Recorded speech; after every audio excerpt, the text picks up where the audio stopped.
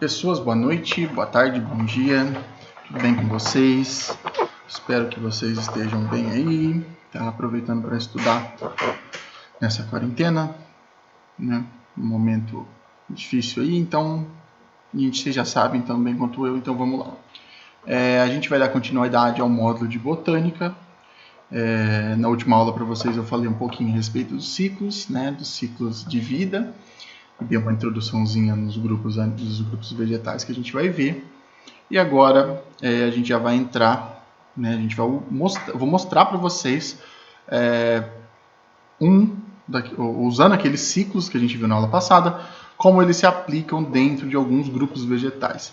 O ciclo mais importante dentro daqueles 3 ciclos que a gente viu era o ciclo haplodiplobionte, né, que era aquele ciclo que tinha metagênese.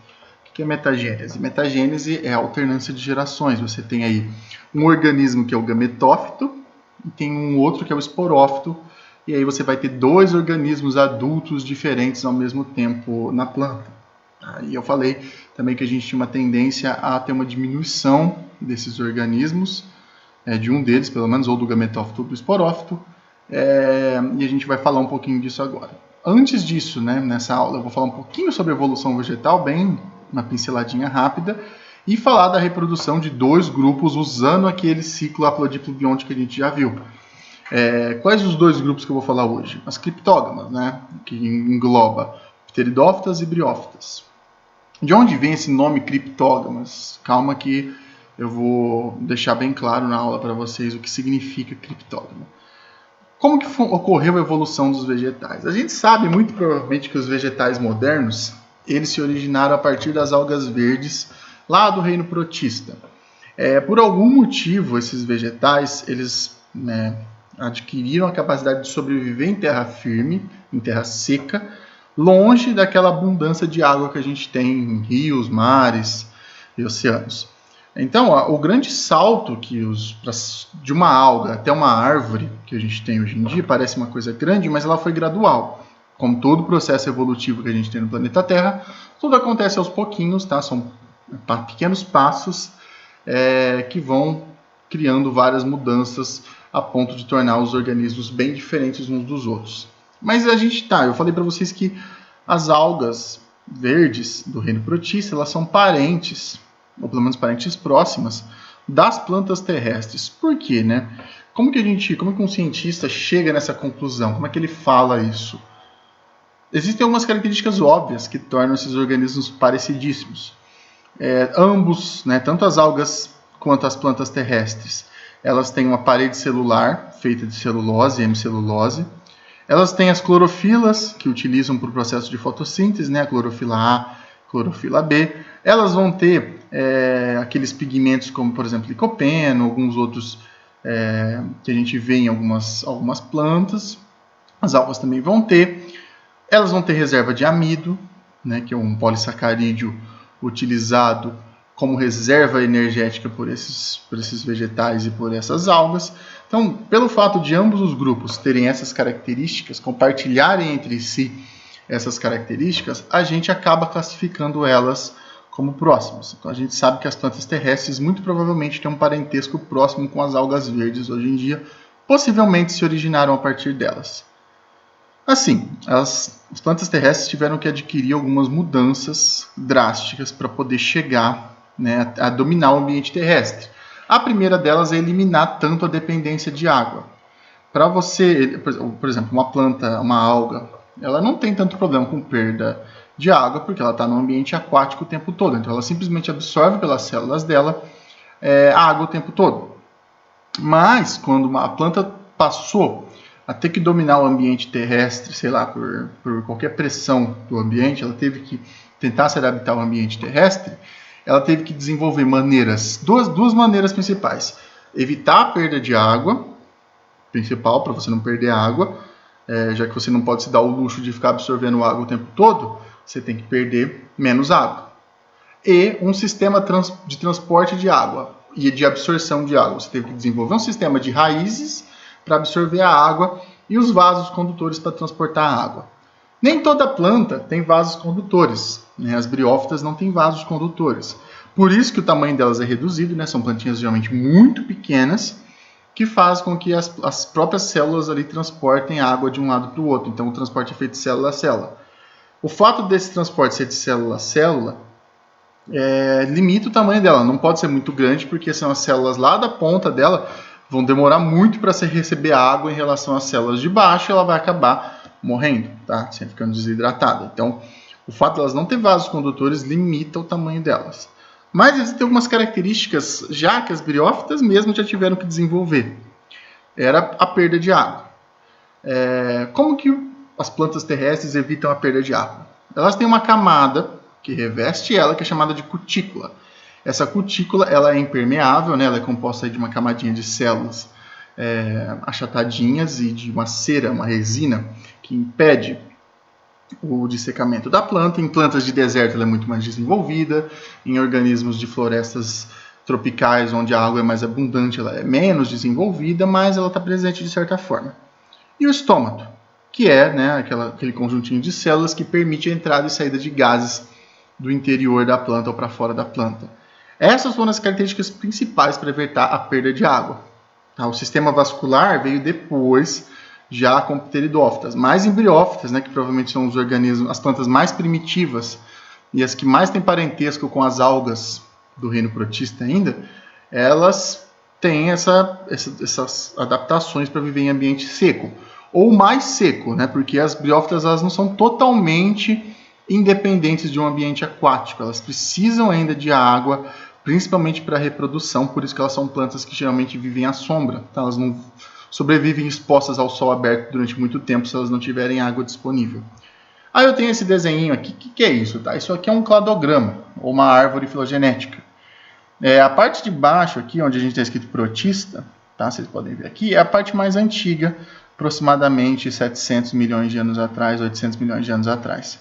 Período que a gente chama de Proterozoico. Isso aqui vocês não são decoradas nada não, é só para vocês entenderem.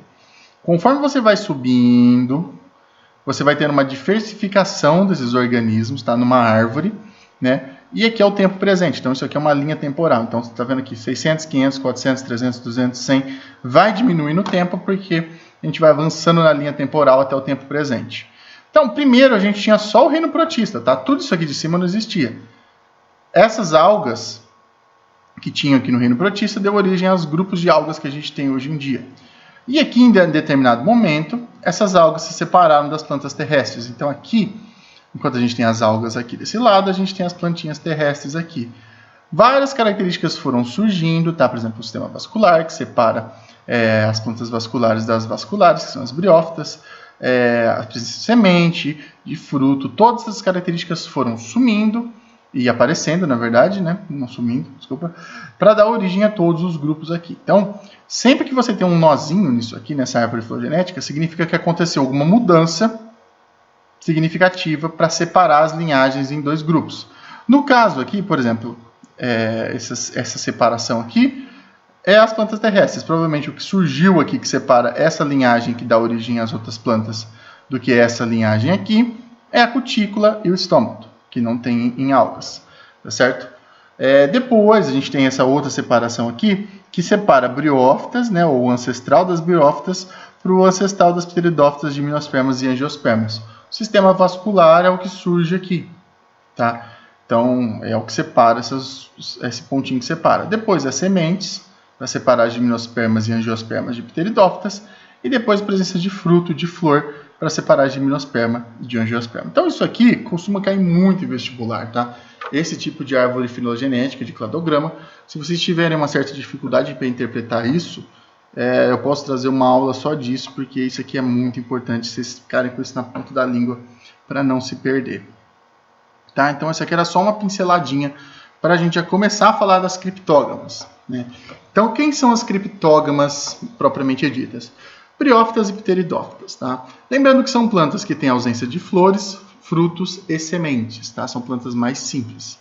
Por que elas são chamadas de criptógamas? É um termo um pouco mais antigo, tá? Hoje em dia a gente não usa muito mais isso.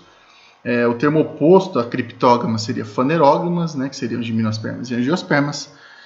Mas vem do fato do que os órgãos reprodutores dessas plantas, eles são microscópicos, eles são escondidos, por isso que vem o nome cripto, né? Cripto significa algo escondido, por isso que, sei lá, uma mensagem criptografada é uma mensagem escondida, porque ela tá cripto significa isso. Gamos ou gamas é a parte sexual. Então elas teriam os órgãos sexuais escondidos, pequenos. A gente tem os arquegônios e os anterídeos. O que seria arquegônio e anterídeo? Seria praticamente o equivalente a ovário e testículo nos seres humanos. O arquegônio, ele seria o ovário, ali a gente vai ter o sistema reprodutor feminino da planta, e o anterídeo, ele é o sistema reprodutor masculino dessas plantas. Como assim sistema masculino, feminino? Deixa eu ver se eu estou tampando aqui. Estou tampando. Eu vou dar uma diminuída na cabeça aqui da minha pessoa para não atrapalhar vocês agora, tá? Então a gente tem essas imagenzinhas aqui. Aqui tem os arquegônios, tá? Que são os órgãos os órgãos femininos, que eu falei para vocês. Então isso aqui vai ficar em algum pedacinho da planta, em alguma extremidade. Cada uma dessas bolinhas aqui são células, então para vocês verem que eles são bem pequenininhos. Esses arquegônios formam essa estruturinha aqui, que no interior vai ter a oosfera. O que é uma oosfera? A oosfera, ela é praticamente o óvulo, né? Ou seja, a célula sexual dessas plantas. Tá? A partir dela, é ela que vai ser fecundada, então ela é equivalente ao óvulo. Um indício de que o arquegônio está maduro é quando essas células ventrais aqui, que são esse conjuntinho de células, essas células aqui do meio, isso mesmo, elas são digeridas, elas são destruídas e transformadas em mucilagem. O que é mucilagem? É como se fosse uma gelatina, tá? Uma geleia. Quando essa oosfera está madura, você abre um caminho aqui para o gameta masculino nadar, igual acontece com o espermatozoide e com o óvulo. Então, lembrando, isso aqui são estruturinhas microscópicas presentes na parte feminina do vegetal. Então, isso aqui, as oosferas, é o equivalente aos óvulos. A gente tem aqui o anterídeo, tá? O que é o anterídeo? O anterídeo ele também é parecido com o arquegônio, só que ele vai produzir as células masculinas. Ele também é microscópico, então cada uma dessas bolinhas aqui são células. Ele é revestido por uma epiderme e dentro a gente tem um andrócito. O que é um andrócito? Andrócitos são células indiferenciadas que vão passar por um processo de metamorfose, de diferenciação. Elas vão adquirir flagelos e uma movimentação, vai passar por um processo de metamorfose e vai virar um anterozoide, parecido com o espermatozoide. Ela é uma célula móvel, que tem capacidade de nado, e quando romper aqui essa membrana da epiderme, que separa aqui os andrócitos aqui dentro, vai romper. Esses andrócitos já vão estar metamorfoseados em anterozoides e eles vão sair por aí e nadar. Tá? Esses anterozoides saindo e nadando por aí, eles vão chegar até a oosfera da parte feminina. Como que eles chegam? Eles sabem? Eles têm olhos? Eles têm mapinha, GPS? Não. Eles chegam por sinais químicos, né? O famoso quimiotactismo. Eles vão sentindo presenças, traços químicos que a oosfera, né, e o arquegônio vai deixando, e ele vai seguindo esse caminho até que ele chega aqui e fecunda a oosfera e surge um embrião. Tá certo? Isso aqui, só para vocês entenderem, são os órgãos sexuais, vai ficar mais claro quando eu explicar isso no ciclo de vida desses organismos mesmo. Lembrando que esses organismos, eles têm alternância de gerações. A meiose deles ela é espórica, por causa do ciclo haplodiplo-bionte. E eu vou explicar isso para vocês com detalhes em cada ciclo. Mas primeiro eu vou falar das briófitas, né? Antes de eu explicar do ciclo reprodutivo delas, eu vou explicar uma caracterização breve delas. Então essas plantinhas, elas são primitivas, tá? São bem primitivas porque elas não têm vasos condutores.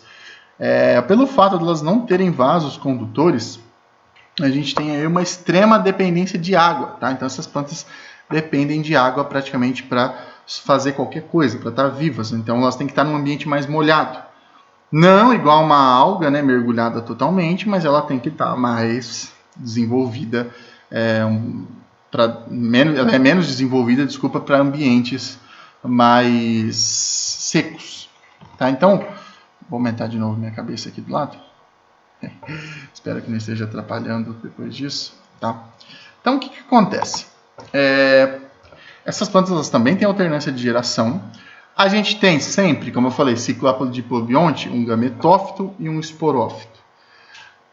O gametófito, aqui no caso, ele vai ser a fase duradoura, ou seja, ele vai estar sempre vivo, vai ser tipo a plantinha que a gente vê. E o esporófito, ele vai surgir só para produzir esporos e depois morrer. Ele dura pouco, então ele está chamado de transitório. Então aqui tem alguns exemplos, né, esquemáticos de briófitas. Vocês podem ver que o gametófito, ele é essa parte aqui de baixo, tá? Aqui no caso. E o esporófito, ele está em cima. Ele nasce em cima da briófita. Vocês estão vendo aqui? Tudo isso aqui são os esporófitos, tá?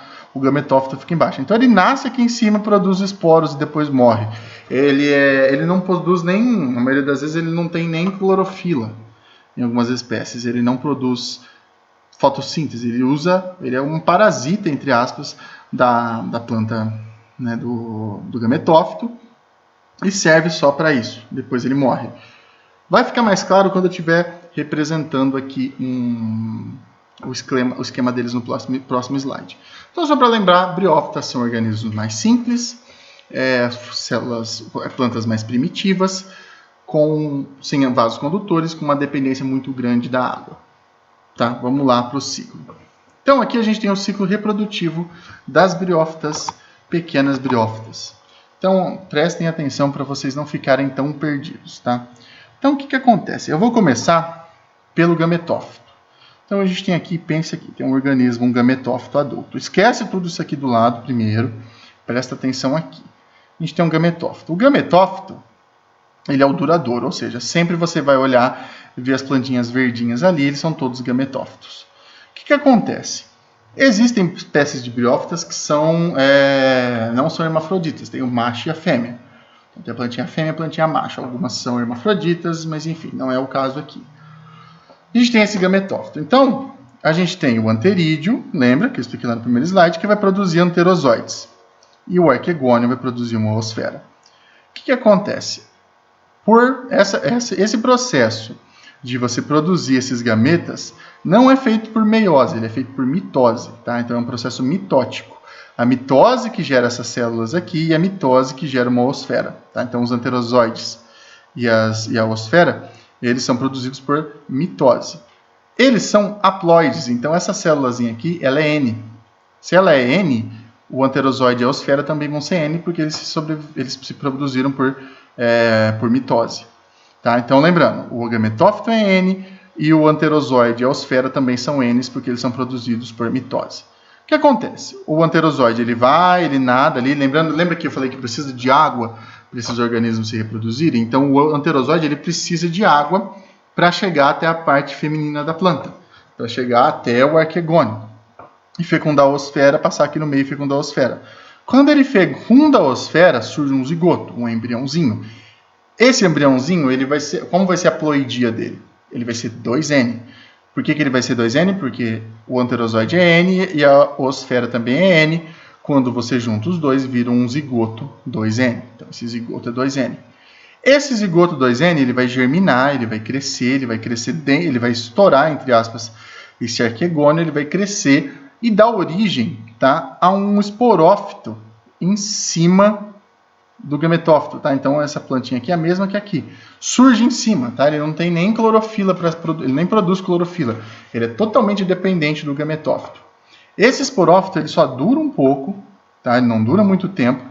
E ele vai ter o quê? Ele tem uma hastezinha e uma cápsula, que é chamada de esporângio.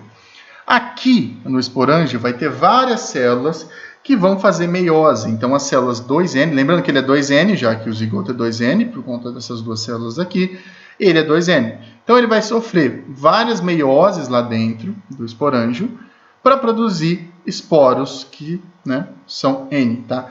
Esses esporos, quando isso aqui estourar, né, ele vai encher de esporos, ele vai liberar esses esporos vão cair no ambiente, que depois vão germinar e dar origem a outro gametófito, fechando o ciclo. Então, resumindo o ciclo, você tem um gametófito, ele produz anterozoide e a oosfera, ambos N, porque ele é N, então por mitose ele produz esses dois se fecundam, formam um zigoto 2N, que vai crescer, virar um esporófito 2N, que é parasita praticamente, ele é dependente totalmente do gametófito. Esse esporófito, por meiose, ele vai produzir vários esporos que vai se espalhar pelo ambiente, dando origem a gametófitos. Tá certo? Então, acho que ficou claro, tá? Para vocês entenderem isso. Então, o gametófito é a fase duradoura. O mesmo gametófito pode passar por esse ciclo várias vezes. Esse esporângio, ele só produz os esporos e morre, tá? Ele regride e morre. Então, por isso que a gente fala que o gametófito é o duradouro e o esporófito só dura um pouquinho, tá? Espero que vocês estejam entendendo. Antes de eu falar das pteridófitas, que eu vou deixar para o próximo vídeo, eu só quero que vocês entendam então, que, por exemplo, esse protonema aqui é praticamente a primeira raizinha que surge ali, não se preocupem tanto com isso.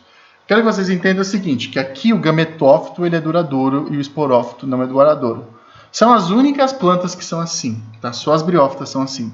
A partir de pteridófitas, o organismo duradouro vai ser o esporófito, tá? Mas eu vou explicar isso com mais detalhes no próximo slide. Então, é isso. Bom estudo para vocês e até daqui a pouco.